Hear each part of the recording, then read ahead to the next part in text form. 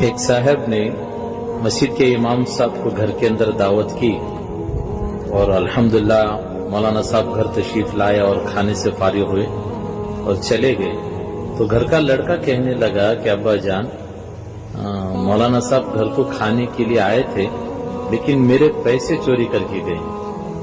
تو گھر کے والد صاحب نے اس کو بہت سمجھا ایسا نہیں ہے، مولانا صاحب ایسا نہیں کریں گے، لیکن بچہ بڑا ضدی تھا، ضد پر اڑا رہا کہ نہیں ایسا ہی ہوا ہے۔ لہذا والد صاحب نے بچے کو سمجھا بجھا کر چھوڑ دیا۔ ایک سال کے بعد جب عید ہوئی، رمضان ختم ہوا تو اس صاحب نے پھر سے مولانا صاحب کو گھر کے اندر دعوت کے لیے لے کر آئے۔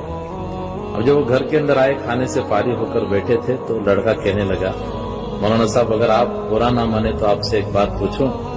مولانا صاحب نے کہا کہ پوچھئے۔ لڑکے نے کہا حضرت پچھلی مرتبہ آپ میرے گھر کھانے کے لیے آئے تھے تو میرے پیسے چوری کر کے گئے تھے، کہ یہ بات سچ ہے؟ مولانا صاحب کی آنکھوں میں آنسو تھے۔ مولانا صاحب نے کہا کہ الماری پر جو قرآن رکھا ہوا ہے اس کو اتارو۔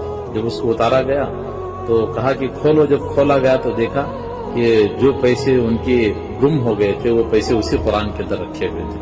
مولانا صاحب نے کہا کہ جب میں کھانے کے لیے آیا تو پیسے بکھرے ہوئے پڑے تھے، کسی کے ہاتھ نہ لگ جائے، کوئی اٹھا کر نہ لے جائے، اس لیے میں نے اسے اکٹھا کر کے جمع کر کے جو قرآن پاک میں رکھ دیا کہ جب آپ پڑھنے کے لیے کھولیں گے تو آپ کو پیسے ملیں گے۔ لیکن کتنی افسوس ہے کہ سال ہو گیا آپ نے قرآن پاک کو اٹھا کر نہیں دیکھا۔